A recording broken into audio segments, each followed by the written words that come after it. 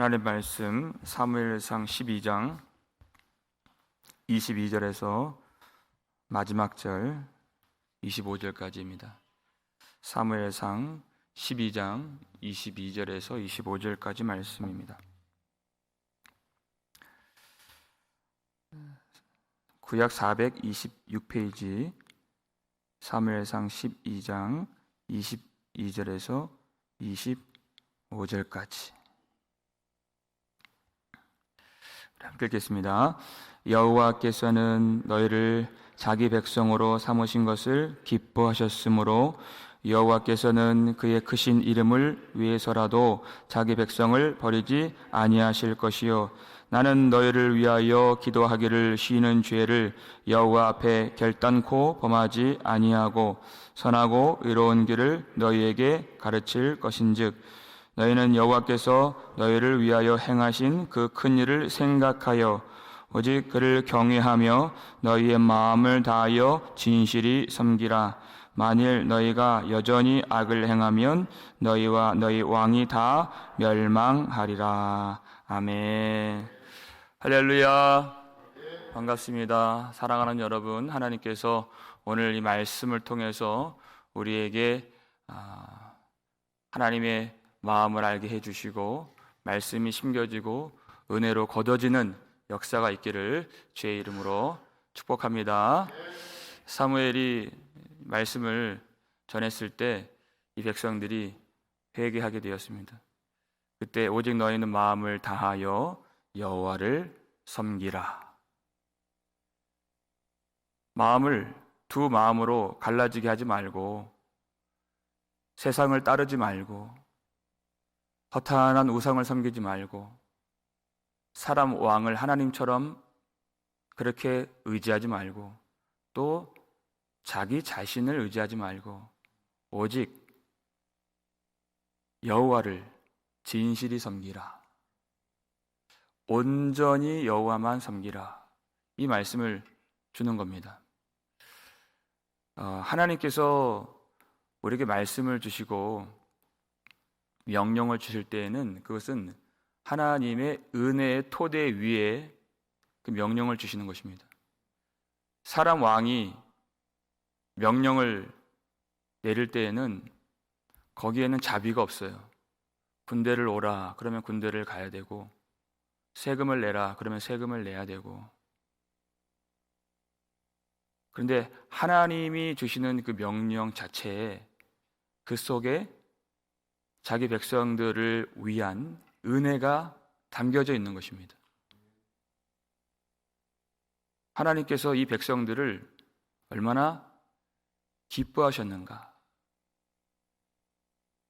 그렇기 때문에 이 백성들을 버리지 아니하시고 거역하는 중에도 긍휼을 베푸시고 오래 참으시고 하나님의 은혜를 부어주신 것입니다. 그 말씀이 오늘 본문 22절에 나오죠. 읽겠습니다.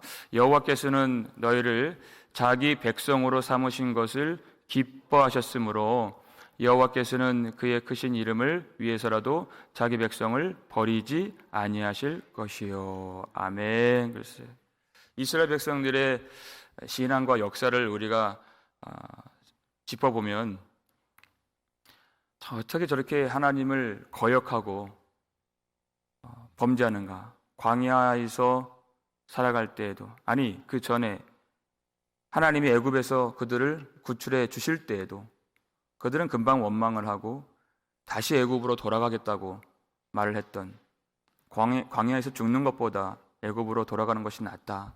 애굽 사람을 섬기는 것이 낫다 할 정도로 이 신앙의 길에 대해서 회의감을 가지고 의심을 가지고 원망을 품고 불평을 했던 그렇게 거역하는 마음이 삐뚤어진 그런 사람들이었습니다. 어떻게 저럴 수 있나? 우리가 그들의 신앙을 보면 참 고개를 가로저으면서 믿음이 없다고 말을 많이 하지만 그들의 신앙은 우리의 자화상을 말하는 것입니다. 그런데 하나님이 그러한 이스라엘 백성들을 자기 백성으로 삼으실 때 기뻐하셨다는 것입니다. 만세 전부터 하나님은 모든 인류에 하나님이 구원하시기로 작정한 사람들을 구원하시기 위해서 먼저 이스라엘 백성들을 선택하시고 그들에게 하나님이 은혜를 부어주시겠다고 작정하셨을 때 그 마음이 얼마나 기뻐하셨는가. 우리가 그 마음을 알아야 하는 것입니다. 물론 자기 백성이 거역을 할 때에는 마음이 찢어지고 또 고통하고 슬퍼하고 괴로울 때가 있지만 아버지가 갖는 그 자식을 향한 슬픔과 괴로움은 자식을 사랑하기 때문에 갖는 것입니다. 내 새끼니까 그것이 아픈 거예요. 남의 자식 같으면 왜 그것이 아프겠습니까? 자녀를 낳을 때에는 해산의 고통도 있고 자녀를 얻는 기쁨도 있는 것이에요. 그러니까 하나님이 자기 백성을 향한 하나님의 슬픔과 하나님의 기쁨이 공존한다는 것을 우리가 알아야 되는 것입니다. 왜 버리지 아니하시는가? 자기 백성으로 삼으셨기 때문에 버리지 않는 것이에요. 사람 왕 같으면 애굽에서 구출하자마자 물이 없다고 불평하는 이 백성들 가만히 놔두겠습니까? 아마 광야에서 며칠 안 돼서 다 진멸했을 것입니다. 하나님 그렇게 안 하셨습니다. 오래 참으시고 그들을 버리지 않으셨다는 것이. 왜? 자기 백성이기 때문에, 자기 자식이기 때문에. 그것이 이사야 49장 15절 말씀이죠. 읽겠습니다. 여인이 어찌 그 젖 먹는 자식을 잊겠으며 자기 태에서 난 아들을 긍휼히 여기지 않겠느냐? 그들은 혹시 잊을지라도 나는 너를 잊지 아니할 것이라. 아멘. 여인이 그 자식을 자기 태에서 난 그 아이를 잊지 못하는 것처럼, 긍휼히 여기며 그 아이를 품는 것처럼 우리 하나님이 자기 백성을 긍휼히 여겨주신다는 것이에요. 혹 그 어미가 자식을 잊어버리고 버리는 일이 있다 할지라도 나는 너를 잊지 아니할 것이라 그랬어요. 왜? 하나님이 가지신 그 사랑은 사람이 갖는 그 사랑, 그것과 비교할 수가 없는, 하나님은 사랑이시기 때문에.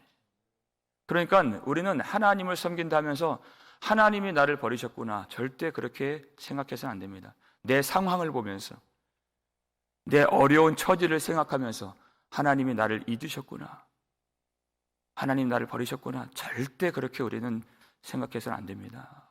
그래서 우리는 그때에도 우리 주님을 바라봐야 되는 것이에요. 주님의 약속이 무엇인가를 알아야 하는 것입니다. 하나님이 그 백성들을 그렇게 기뻐하신다면, 그러면 우리가 하나님 앞에서 해야 할 것이 무엇이겠습니까? 그 약속을 믿는 자들이 할 것은 바로 기도라는 것이에요. 23절 말씀이죠. 읽겠습니다. 나는 너희를 위하여 기도하기를 쉬는 죄를 여호와 앞에 결단코 범하지 아니하고 선하고 의로운 길을 너희에게 가르칠 것인즉. 아멘. 하나님이 이 백성들을 얼마나 기뻐하시고 사랑하시는가, 그 마음을 사무엘이 알기 때문에 이 고백을 하는 것입니다. 하나님도 이 백성들을 버리지 아니하시는데 자신이 어떻게 이 백성들을 버리겠느냐 하는 것이에요. 그러면 하나님의 마음을 아는 자가 하나님 앞에서 반드시 해야 할 것이 무엇인가? 이 백성들을 위해서, 하나님의 백성들을 위해서 기도하기를 쉬는 죄를 범하지 않겠다는 것입니다. 하나님을 알기 때문에, 하나님이 이 백성들을 얼마나 사랑하시는가 그것을 알기 때문에. 어떤 사람들은 기도를 하면 유익이 있다고 생각하지만 기도를 또 하지 않는다고 해서 그렇게 이것이 문제가 된다 이렇게 생각하지도 않습니다. 그런데 사무엘이 가진 마음은 그렇지 않죠. 기도하기를 쉬는 죄라고 했어요. 결단코 그 죄를 범하지 않겠습니다. 어떤 중요한 율법처럼 이 기도를 여기고 절대 기도를 쉬지 않겠습니다. 우리가 하나님을 사랑하는 마음이 없으면 기도도 식어지게 됩니다. 여러분 다 경험해 보셨을 거예요. 기도를 안 하는 것이 그렇게 문제가 되지 않아요. 그런데 하나님을 사랑함이 많을수록 우리는 기도를 많이 하게 됩니다. 그리고 하나님을 사랑하는 것이 커질수록 기도의 범위도 넓혀지고 커지게 되는 것이에요. 하나님을 향한 간절한 마음이 없으면 정작 자기 자신을 위해서도 기도하지 않아요. 참 신기해요. 영적인 이 세계는 그 사람이 가장 기도가 필요한 사람인데도 정작 당사자는 기도를 홀대하고 있어요. 전혀 문제가 되지 않는다고 생각해요. 그런데 하나님을 사랑하는 그 마음이 커질수록 기도의 범위가 넓혀지는데 자기만 위해서 기도하는 것이 아니라 가정을 위해서 기도하고 더 넓혀져서 우리 교우들과 교회와 성도들을 위해서 기도하고 아마 그것을 위해서 오늘 나오셨을 것이에요. 그리고 더 넓혀져서 이 민족과 나라를 위해서 열방을 위해서 기도하고 더 넓혀져서 도무지 내가 마음에 품을 수 없는 그 사람, 가장 멀리 있는 그 원수, 핍박자를 위하여 기도하라 하시는 주님의 말씀대로 그들을 위해서까지 기도하는 마음이 우리 속에 임하는 것을 경험하게 됩니다. 내가 하는 것이 아니에요. 주님께서, 성령께서 그 기도를 하게 하시는 것입니다. 평소에는 그 이름만 들어도 경계를 일으키는 그 사람인데 기도 속에서 그 사람을 품고 축복하며 하나님의 은혜를 그를 위해서 구하는 거예요. 주님이 그렇게 명령하셨고 주님이 내 속에서 그 기도를 하시기 때문에. 그러니까 이 기도는 내가 하는 것이 아닙니다. 하나님이 내 속에서 기도를 하게 하시고 탄식하게 하시고 하나님의 은혜가 나를 기도로 끌고 가는 것이에요. 그러니까 기도가 막히는 것, 기도를 하지 않는 것은 어떤 상태입니까? 죄가 왕노릇하는 상태라는 것이에요. 그러니까 사무엘이 이것을 어떤 문학적인 표현으로 감정적인 어떤 그런 이 표현으로 이 말을 한 것이 아니라 실제가 그렇다는 것이에요. 기도하는 것을 쉬는 것은 죄라는 것이에요. 왜? 내 안에 죄가 꽉 들어차 있을 때, 막혀 있을 때 그때는 기도를 못하기 때문에 그게 죄예요. 심각한 죄로 통치를 받고 죄로 지배를 받을 때에는 기도가 나오질 않습니다. 정작 자기를 위해서도 가장 필요한 때에도 기도를 못해요. 사무엘이 그렇게 안 하겠다는 것입니다. 하나님의 은혜로 통치를 받아서 하나님이 기뻐하시는 이 백성들을 위해서 항상 기도하겠다는 것이. 우리 주님은 전혀 죄가 없으신 분이십니다. 공생애를 사실 때 어떤 모습이셨죠? 항상 기도하시고, 그런데 그 기도가 하나님께서 주신 자들을 위하여, 자기 백성들을 위하여, 하나님의 이름 안에 있는 그 백성들을 위한 기도를 위해서 새벽 미명에도 기도하시고 밤새도록 산에 올라가서 기도하시고 항상 사람들이 많이 몰려있을 때에도 기도하러 산에 올라가신 우리 주님이셨습니다. 어떻게 기도하셨는가? 요한복음 17장 12절 말씀이죠. 마지막 순간까지 하나님의 백성들을 위해서 이렇게 기도하셨습니다. 읽겠습니다. 내가 그들과 함께 있을 때 내게 주신 아버지의 이름으로 그들을 보존하고 지키었나이다.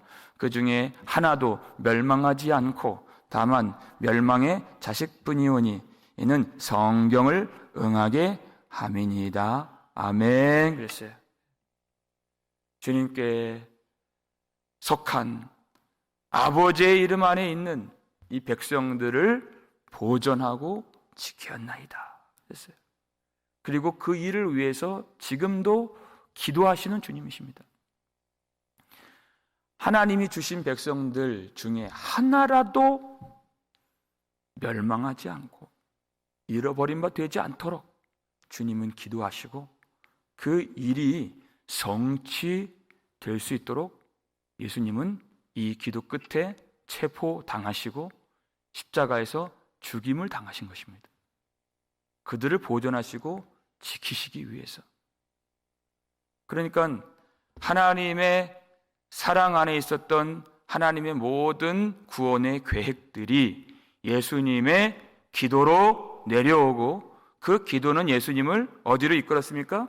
예수님을 십자가로 이끌었다는 것이. 그래서 그 기도는 성취가 되어서 우리가 하나님의 이름 안에서, 예수님의 이름 안에서 구원을 받고 영광을 얻게 된 것입니다. 예수님의 마음이 임하여서 기도가 흐르는 자리에는 언제나 하나님의 긍휼하심과 하나님의 구원의 성취가 함께 흐르게 된다는 것입니다. 그래서 우리가 이 기도를 중단할 수가 없는 것이. 여러분 혹시 기도가 중단되신 분들 계십니까? 그것은 내 속에 은혜가 왕노릇하는 것이 아니라 죄가 우리를 가로막고 있다는 분명한 표징인 것입니다. 우리는 하루라도 우리는 밥을 먹지 않고 물을 마시지 아니하면, 그리고 우리는 1분이라도 숨을 쉬지 아니하면 우리는 곧 죽겠다고 난리를 칠 거예요. 네, 기도를 하지 않는데도 멀쩡하다, 말짱하다 하는 것은 몸은 살아있지만 우리 영혼이 거반 죽은 것과 같은 아주 심각한 상태에 있다는 것을 보여주고 있는 것입니다. 그래서 우리는 기도하기를 쉬는 죄를 결단코 여호와 앞에서 범해서는 안 되는 것입니다. 그리고 기도를 하는 것과 동시에 사무엘은 선하고 의로운 말씀을 항상 이들에게 전하겠다고 다시 한번 하나님 앞에서 서원을 하게 되죠. 하나님의 말씀이 선포된다는 것은 하나님이 백성들을 버리지 않으셨다고 하는 분명한 증거가 되기 때문에 선하고 의로운 말씀, 하나님의 마음과 하나님의 뜻과 하나님께로 돌이킬 수 있는 의의 말씀을 항상 들려주겠다, 선포하겠다, 전파하겠다, 이렇게 말을 해주게 되는 것입니다. 그래야 하나님의 은혜를 깨달을 수 있기 때문에. 그래서 마지막으로 사무엘이 이렇게 이 백성들에게 다시 한번 도전과 권면을 주는 것입니다. 먼저 24절 말씀 읽겠습니다. 너희는 여호와께서 너희를 위하여 행하신 그 큰 일을 생각하여 오직 그를 경외하며 너희의 마음을 다하여 진실이 섬기라. 아멘. 그랬어요. 무엇을 생각합니까? 너희를 위하여 행하신 그 큰 일을 생각하라 그랬어요. 하나님을 버린 그런 악을 행한 이 백성들입니다. 뿐만 아니라 모든 죄에 추가로 하나님을 버리고 사람 왕을 택한 그 악을 더한 사람들이었어요. 하나님이 그 죄가 다 드러난 이 길갈에서 그들을 심판하지 아니하시고 그 우레와 비를 내려주심으로 다시 한번 이 백성들 마음속에 말씀이 심겨지고 은혜를 거두고 하나님의 긍휼과 자비를 경험할 수 있도록 하나님이 은혜를 베풀어 주셨습니다. 그 큰 일을 여호와께서 행하신 큰 일을 생각하라는 것입니다. 사람들은 항상 그 시선이 어디에 있습니까? 내가 하나님 앞에 얼마나 큰 일을 했는데 라고 생각하는 거예요. 아니에요. 여러분, 내가 자격이 있다고 생각하는 사람과 반대로 내가 하나님 앞에 자격이 없다고 생각하는 이 두 부류의 사람이 있다면 누가 하나님의 은혜를 찬송할 수 있겠습니까? 자격이 없다고 생각하는 사람이 결국 영원히 하나님을 찬송할 수 있는 것이에요. 나에게 의의가 있다고 생각하는 사람과 나에게 의의가 없음에도 불구하고 하나님이 주신 의로 말미암아 구원을 받은 사람이 있다면 누가 하나님께 영광을 돌리겠습니까? 그러니까 우리가 내가 한 어떤 큰 일이 아니에요. 여호와께서 너희를 위하여 행하신 그 큰 일을 생각하라. 자기를 바라보지 말라는 것입니다. 그것이 진실이 섬기는 것입니다. 정직하라는 것이에요. 만물보다 거짓되고 부패한 자기 마음으로 자기를 높이지 말고 내가 행한 일이 얼마나 대단한데 하면서 자기의 영광을 구하지 말고 마땅히 구원받을 자라고 생각하지 말고 하나님이 우리를 위하여 행하신 그 위대하고 크고 자비로운 일을 생각하라는 것입니다. 예수 그리스도의 십자가예요. 거기에 다 담겨져 있습니다. 거기 얼마나 나의 큰 죄가 있는가, 그리고 얼마나 주님의 크신 사랑이 있는가. 주님의 크신 일을 생각합니다. 그 안에 내가 행한 그 어떤 일이 들어갈 자리가 없는 것입니다. 과연 내가 무엇이 간데 그 하나님의 큰 은혜를 받을 수 있겠나이까. 그런데 우리 마음은 항상 연약하기 때문에 자기 영광을 구하려고 하고 하나님의 자리에 앉으려고 하는 그런 이 죄악의 쓴뿌리가 있는 자들이기 때문에 항상 주님의 은혜를 구하고 그 마음을 찢어내야 되는 것입니다. 가슴을 쳐야 되는 것입니다. 하나님의 도우심을 구하고 성령의 은혜를 간절하게 사모해야 하는 것이에요. 날마다 주의 말씀이 필요하고 날마다 기도를 쉬지 않고 우리 주님 바라봐야 된다고. 우리 주님을 바라봐야 한다는 것입니다.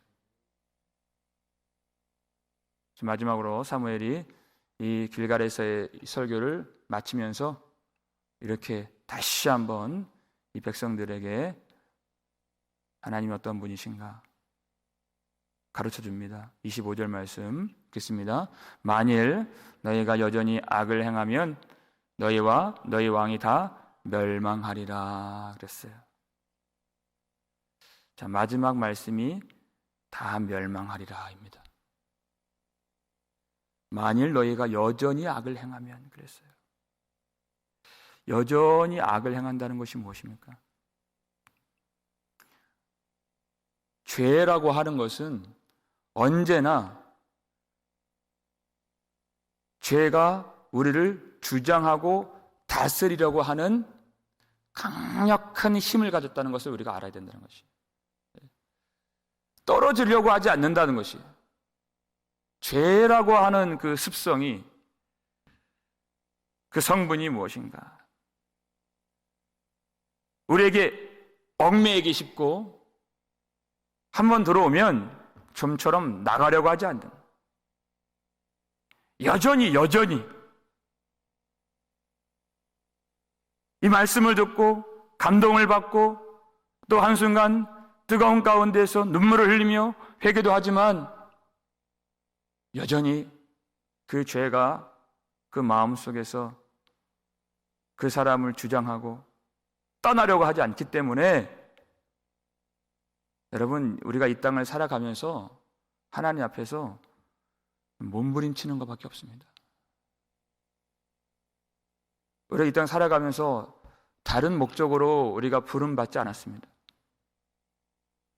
주님을 알고 주님을 사랑하고 주님을 섬기고 하나님 앞에 살다가 영원히 하나님 앞에 나가게 되는, 우리 그거밖에 없는 것이에요.